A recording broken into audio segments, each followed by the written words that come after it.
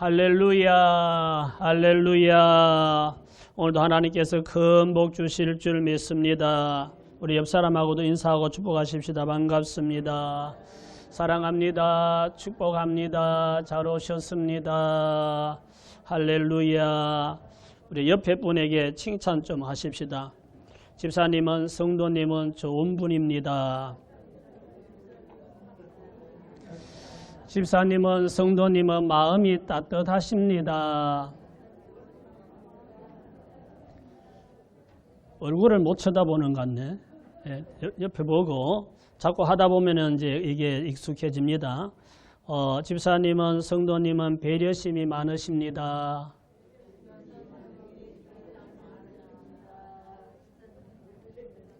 부끄러워하니까 오늘은 여기까지만 하겠습니다. 우리 경상도 사람들은 반어법을 잘 해요. 반어법이라는 말은 거꾸로 말한다 이 말이죠. 거꾸로 말할 때가 있는데 예를 들면 아들이 가출을 해서 며칠째 연락이 없어요. 그 엄마가 걱정을 하고 속이 타는데 막상 아들이 집에 들어오면 말라고 왔노? 영영 들어오지 말고 살지. 와봤노 이 자식아. 이렇게 이제 엄마가 말하거든요. 근데 엄마의 본심은 들어와서 고맙다. 잘 왔다. 내가 니를 얼마나 기다린 줄 아니? 속이 다 탔다. 이런 마음인데 마음은 그런데 말로 표현은 그렇게 한단 말이죠. 노인이 되면 늙으면 빨리 죽어야지. 그러는데 본심은 인생이 고달프다는 말이지 빨리 죽고 싶다는 말은 아니란 말이죠. 처녀가 나 시집가기 싫어 라고 말하는데 본심은 좋은 짝을 만나지 못해서 속상하다는 푸념이지 진짜 시집가기 싫은 거 아니거든요. 아내가 생일, 결혼기념일 안 챙겨도 괜찮다고 말하는데 본심은 안 챙기면 섭섭하고 속상하니 잘 챙기라는 말이에요. 그러니까 하는 말을 단디 들어야 돼요. 무슨 뜻인지 그냥 말 그대로 들으면 안 된단 말이죠. 그래서 사람들이 하는 말에 본심을 잘 파악하는 것이 중요한데 우리도 신앙생활하면서 하나님의 마음을 아는 것이 중요합니다. 그래서 오늘 말씀의 주제가 뭐예요? 하나님의 본심. 이런 주제로 오늘 말씀드릴 때 은혜 받으시기를 예수님 이름으로 축원합니다. 우리 예레미야애가 3장 32절을 다시 한번 보십시다. 같이 그가 비록 근심하게 하시나 그의 풍부한 인자하심에 따라 긍휼히 여기실 것임이라. 첫째는 하나님은 마음에 근심을 주신다는 겁니다. 예레미야 애가는 이스라엘 백성들이 하나님의 징계받는 그 슬픔을 노래한 내용입니다. 그래서 예레미야 애가라고 제목이 되어 있습니다. 이 말은 예레미야의 슬픈 노래란 뜻이에요. 이스라엘 백성들, 자기 민족이 하나님의 징계를 받아서 너무 지금 고난당하고 고생하고 근심하고 있는 모습을 보면서 그 슬픔을 노래한 것이 예레미야 애가입니다. 하나님께서 인생을 근심하게 하신다 그랬어요. 범죄한 인간의 마음에 마귀가 근심을 뿌렸습니다. 그래서 인생을 살아가면서 우리는 자연히 근심하게 되는데 근데 하나님께서 우리에게 근심을 더하실 때도 있다는 겁니다. 자, 시편 25편 16절 말씀 보십시다. 주여 나는 외롭고 괴로우니 내게 돌이키사 나에게 은혜를 베푸소서. 내 마음의 근심이 많사오니 나를 고난에서 끌어내소서. 나의 곤고한 환난을 보시고 내 모든 죄를 사하소서. 근심이 많다 그래요? 적다 그래요? 내 마음의 근심이 많사오니 그러잖아요. 다윗의 고백인데 다윗은 하나님께 나는 외롭고 괴롭으며 마음에 근심이 많으니 나를 이 고난에서 끌어내소서 하고 기도를 합니다. 다윗의 마음에 근심이 많은 것은 하나님께서 그에게 근심을 더했기 때문입니다. 마음에 근심이 없는 사람은 아무도 없지요. 뭐가 잘 되면 잘 되는 대로 또 근심이 있고 안 되면 안 되는 대로 근심이 있고 많이 가진 사람은 많이 가진 대로 근심이 있고 없는 사람은 없는 대로 또 근심이 있고 세상에 근심이 없는 사람은 아무도 없습니다. 시편 55편 17절입니다. 저녁과 아침과 정오에 내가 근심하여 탄식하리니 여호와께서 내 소리를 들으시리로다. 다윗은 저녁과 아침과 정오에 내가 근심하여 탄식한다고 말합니다. 그러면 아침과 정오, 저녁 다 근심이 있다는 말이니까 하루 종일 근심이 없을 때가 없다는 말이죠. 다윗은 저렇게 저녁과 아침과 정오에 계속해서 근심이 많아서 너무 힘들어 탄식하고 있다고 하나님 나의 부르짖는 소리를 들으시고 나를 좀 이 근심과 고난에서 끌어내소서 하고 기도하는 거예요. 여러분이 어제 오늘 근심 없이 하루를 잘 살았다면 감사하시기 바랍니다. 우리가 근심이 전혀 없을 수는 없지만 큰 근심 없이 그냥 무난하게 하루하루 잘 사는 거 그걸 감사해야 됩니다. 감사할 게 없어요가 아니고 우리는 큰 근심 없이 그냥 오늘도 잘 지냈다. 그러면 오늘도 하나님 감사합니다. 이러면서 사는 거예요. 열왕기상 20장 43절 말씀 같이 봅시다. 이스라엘 왕이 근심하고 답답하여 그의 왕궁으로 돌아가려고 사마리아에 이르니라. 누가요? 왕이, 이스라엘의 왕이, 천하를 호령하는 이스라엘의 왕도 너무 근심이 많아서 답답하다고 말하잖아요. 왕도 근심이 있고 하인도 근심이 있고 부자도 근심이 있고 노숙인도 근심이 있으니 인생은 누구나 다 근심을 안고 산다는 것을 알 수가 있습니다. 잠언 14장 13절에 참 재미있는 표현을 하고 있습니다. 웃을 때에도 마음에 슬픔이 있고 즐거움의 끝에도 근심이 있느니라. 우리의 현실을 너무 잘 표현해 주는 말씀이 아닌가 싶습니다. 웃을 때에도 마음에 슬픔이 있고 즐거움의 끝에도 근심이 있다 그러죠. 하하호호 웃는 사람도 겉으로는 그렇게 웃지만 그 속 마음 한쪽 구석에는 슬픔이 있다는 거예요. 그리고 파티를 하고 즐겁게 먹고 마시고 놀았는데 돌아오면 금방 또 근심이 찾아온다는 겁니다. 이게 오늘을 살아가는 이 세상 사는 모든 사람들이 겪는 현실입니다. 잠언 17장 21절 말씀 볼까요? 미련한 자를 낳는 자는 근심을 당하나니 미련한 자의 아비는 낙이 없느니라. 마음의 즐거움은 양약이라도 심령의 근심은 뼈를 마르게 하느니라. 부모는 미련한 자식 때문에 근심하게 된다는 거죠. 자식이 잘 되면 잘 되고 있는데 혹시 또 어려움이 생길까 봐 근심하게 되고 부족하고 속썩이는 자식이 있으면 그 부족함 때문에 속썩이는 것 때문에 근심하게 되고 그래서 부모님은 자식이 잘 될 때나 안 될 때나 잘할 때나 못할 때나 늘 한 마음에 근심이 있고 염려하고 또 기도하고 그러고 살게 되는 것이 부모의 마음이죠. 하나님은 인생의 마음에 근심을 주시는데 하나님의 본심을 알면 근심이 쌓여도 그것을 이겨낼 수 있는 줄 믿습니다. 그래서 우리가 하나님의 본심을 아는 것이 중요한 거죠. 그리고 우리가 살아가는데 근심은 있습니다. 그 근심이 좀 클 때도 있고 적을 때도 있고 근심은 늘 있는데 혹시 평범하게 별 근심 없이 잘 살고 있는데 문득 어떤 근심이 생겨서 막 고민하게 되고 잠을 못 자게 되고 그럴지라도 하나님의 본심을 알면 그것 때문에 낙심하거나 좌절하지 않고 이겨낼 수 있다 이 말이죠. 자, 말씀을 좀 더 보십시다. 예레미야 애가 3장 33절입니다. 주께서 인생으로 고생하게 하시며 근심하게 하심은 본심이 아니시로다. 자, 두 번째, 하나님은 인생에게 고생을 주신다는 겁니다. 인생으로 고생하게 하시며 근심하게 하심은 하나님이 고생하게 한다 이 말이죠.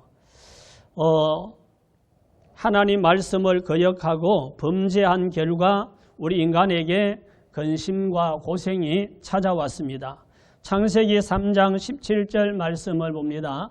아담에게 이르시되 내가 내 아내의 말을 듣고 내가 네게 먹지 말라 한 나무의 열매를 먹었은즉 땅은 너로 말미암아 저주를 받고 너는 내 평생에 수고하여야 그 소산을 먹으리라. 범죄해야 함으로 하나님 말씀을 거역하고 선악과를 따먹는 이 범죄로 말미암아 땅이 저주를 받았습니다. 우리가 어디 살아요?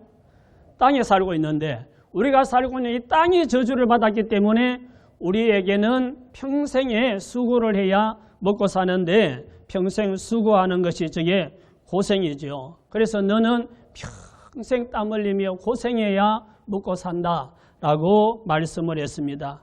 인간의 범죄로 이와 같은 일이 일어났는 거죠. 그래서 인생은 태어나면서부터 죽을 때까지 고생하다가 가는 것이 우리 인생이다 이렇게 말할 수 있습니다. 욥기 5장 7절입니다. 사람은 고생을 위하여 났으니 불꽃이 위로 날아가는 것 같으니라. 사람이 뭘 위해서 났다 그럽니까? 고생을 위해 났다잖아요.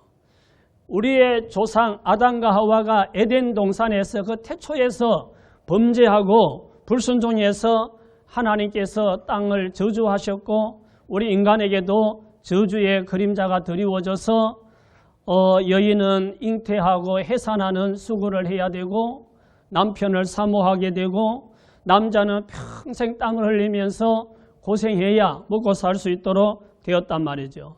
그래서 사람은 태어날 때부터 고생을 위해서 난다는 겁니다. 자, 불을 붙이면 불꽃이 아래로 가요, 위로 가요? 그 당연한 거잖아요. 불꽃은 위로 날아 올라가는 것이 당연한 것 같이 사람은 고생을 위하여 났기 때문에 고생하는 것이 당연하다는 겁니다.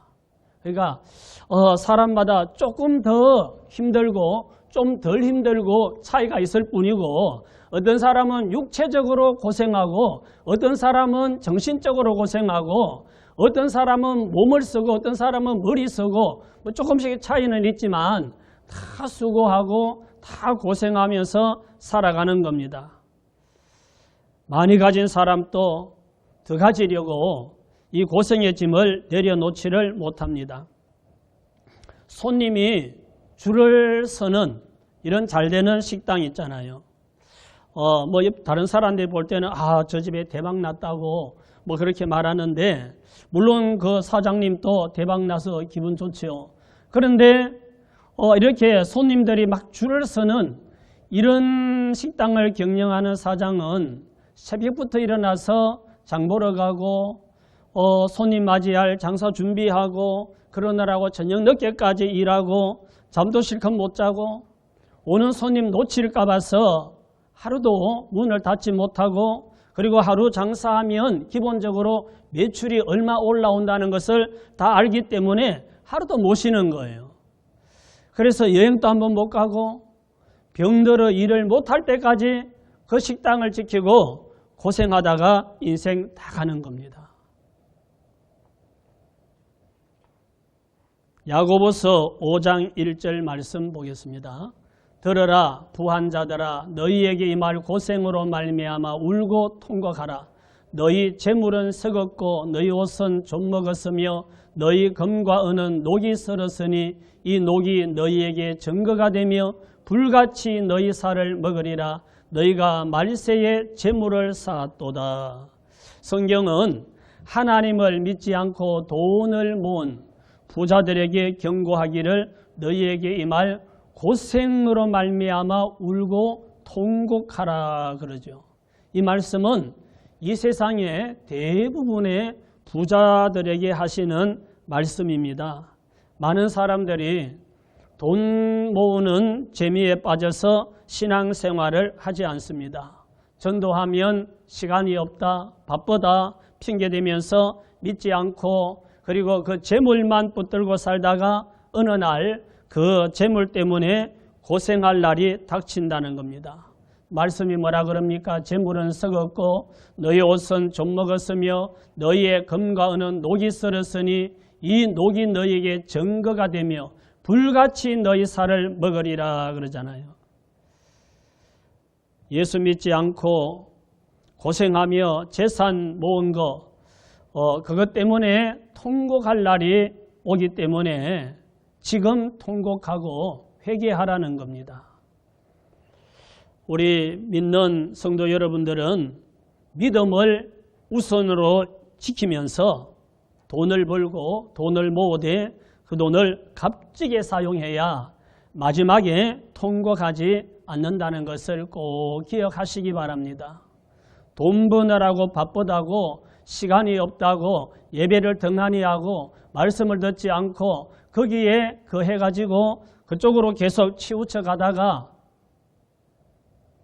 나중에 정말 통곡할 날이 온다는 겁니다. 우리는 하나님께 우선순위를 두고 믿음을 지키는 것을 우선순위로 두고 하나님께서 은혜 주시고 복 주셔서 재물이 생기면 그걸 값지게 사용할 줄 알아야 합니다. 하나님은 인간에게 고생을 허락하시지만 하나님의 본심을 알면 고생도 능히 이길 수 있는 줄 믿습니다. 예레미야애가 3장 31절에서 말씀을 다시 한번 보십시다. 이는 주께서 영원하도록 버리지 아니하실 것임이며 그가 비록 근심하게 하시나 그의 풍부한 인자하심에 따라 긍휼히 여기실 것임이라. 주께서 인생으로 고생하게 하시며 근심하게 하심은 본심이 아니시로다. 그러면 하나님의 본심은 뭘까요? 같이 읽읍시다. 하나님의 본심은 긍휼이요 평안이다.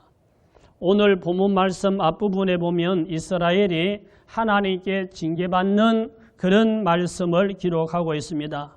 하나님께서 이스라엘을 징계하지만 영원하도록 버리지 아니하실 것이고 하나님의 인자하심으로 긍휼히 여기시고 근심하고 고생시키는 것이 하나님의 본심은 아니라고 말합니다. 하나님께서 근심을 더하고 고생을 허락하시는 것은 그 근심과 고생 자체가 목적이 아니라 그 근심하고 고생하는 것으로 인하여 자기를 돌아보고 회개하고 돌이키라는 겁니다. 회개하고 돌아오라는 거예요. 하나님의 마음을 알고 하나님 품으로 돌아오라는 것이 하나님의 본심입니다. 에스겔 33장 11절입니다. 너는 그들에게 말하라. 주 여호와의 말씀이니라.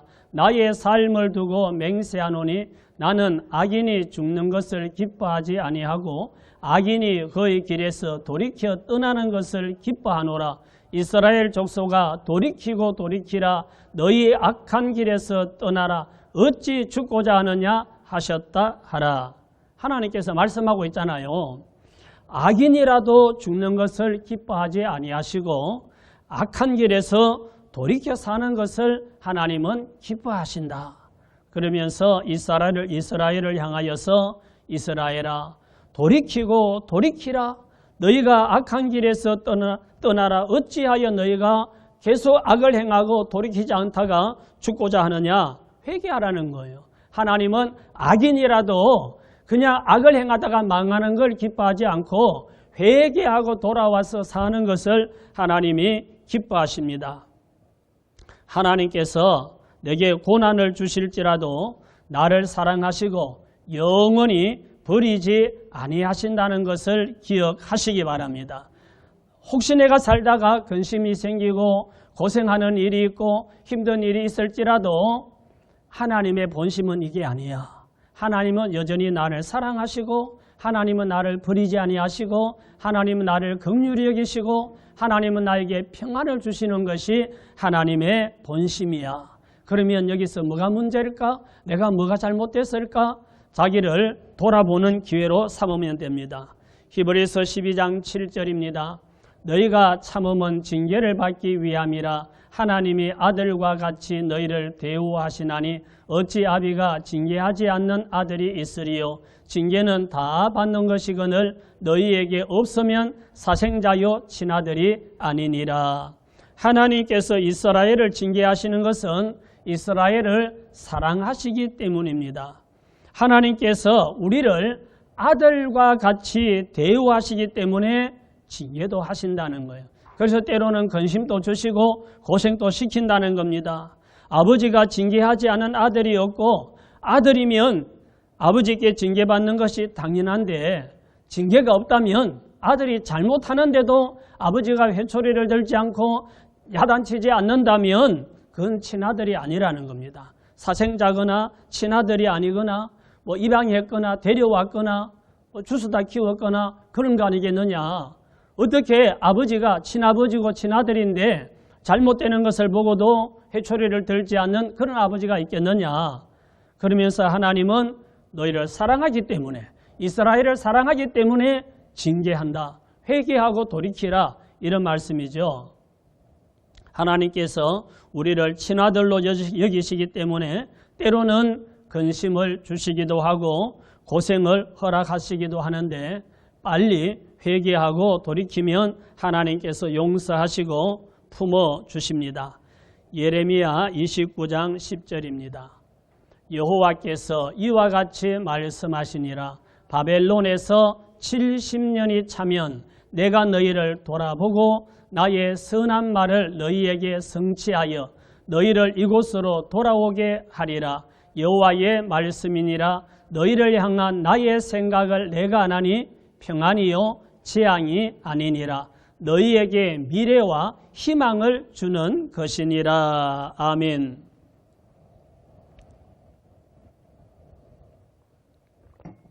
이스라엘 백성들이 우상에 빠지고 타락하여서 하나님을 떠나 사는 이런 삶을 살았기 때문에 하나님께서 기다리다가 더 이상 기다릴 수가 없어서 하나님께서 바벨론이라는 나라를 막대기로 사용하여서 이스라엘을 징계합니다. 그러니까 이스라엘이 이 바벨론과의 전쟁에서 망하고 백성들이 바벨론으로 포로로 끌려가면서 고생을 하게 되었지요. 그런데 하나님은 말씀하십니다. 70년이 차면 내가 너희를 돌아보고 나의 선한 말을 너희에게 성취하여 너희를 이곳으로 어떻게 한다고요? 돌아오게 하리라. 70년이 차면 너희를 다시 회복시키겠다. 이렇게 말씀하시는데 역사적으로 이스라엘 백성들은 포로로 잡혀간 지 나라가 망한 지 70년 만에 그 거대한 바벨론 제국이 망하고 이스라엘 백성들 유대인들이 다시 귀환하는 다시 돌아와서 나라를 재건하는 이런 일이 일어납니다. 이스라엘 백성들이 다시 회복하기까지 70년이라는 긴 세월이 필요했던 거죠. 그만큼 그들이 타락하고 악을 행하고 하나님을 떠나 살았기 때문에 하나님께서 그들을 징계하고 고생시키고 그래서 회개하고 돌아오도록 하신 것을 보게 됩니다. 포로로 잡혀가서 고생하는 이스라엘 백성들에게 너희를 향한 나의 생각을 내가 안 하니 평안이요 재앙이 아니라 너희에게 미래와 희망을 주는 것이다 라고 말씀하잖아요. 하나님께서 이스라엘 백성들을 고생시키는 거 이거 그냥 재앙으로 끝나는 것이 아니라는 겁니다. 나라가 완전히 망하고 이스라엘 백성들이 역사 속에서 완전히 사라지게 하려는 것이 아니라 회개하고 돌아오도록 그래서 평안을 주고 미래와 희망을 주려는 것이 하나님의 본 마음이라고 말씀하고 있습니다.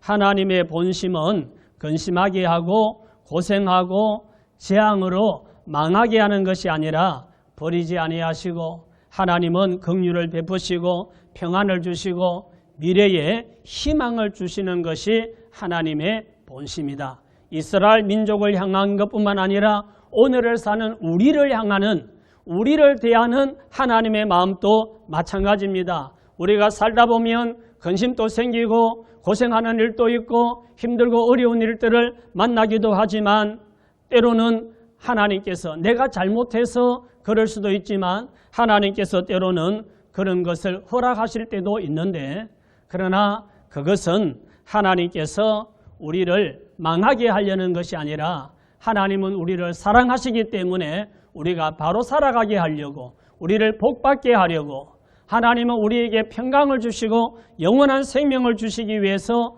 그러신다는 겁니다. 잘 되던 사업이 왜 무너지고 왜 망하냐? 왜 이렇게 됐냐? 이럴 때 우리는 하나님을 원망하고 불평할 것이 아니라 자기를 돌아보고 영적으로 빨리 자리를 찾으면 됩니다. 하나님께서 다윗에게 주야로 근심하고 고생하도록 한 것은 다윗을 망하게 하려는 것이 아니라 나중에 보니까 다윗을 이스라엘의 왕으로 세우려고 하나님께서 다윗에게 근심하도록 또 고생하도록 하셨다는 것을 알 수가 있습니다. 오늘은 하나님의 본심이라는 이런 주제로 오늘 말씀을 함께 생각해 봤습니다.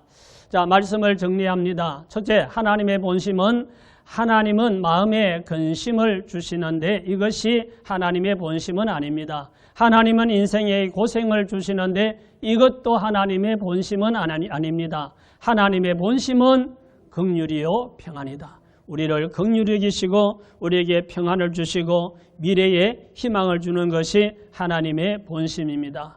나를 변함없이 사랑하시는 하나님의 본심을 알고 어떤 경우에도 또 무슨 일을 만나도 낙심하거나 원망하지 말고 끝까지 인내하면서 믿음의 승리자가 다 되시기를 예수님 이름으로 축원합니다. 축원합니다. 우리 다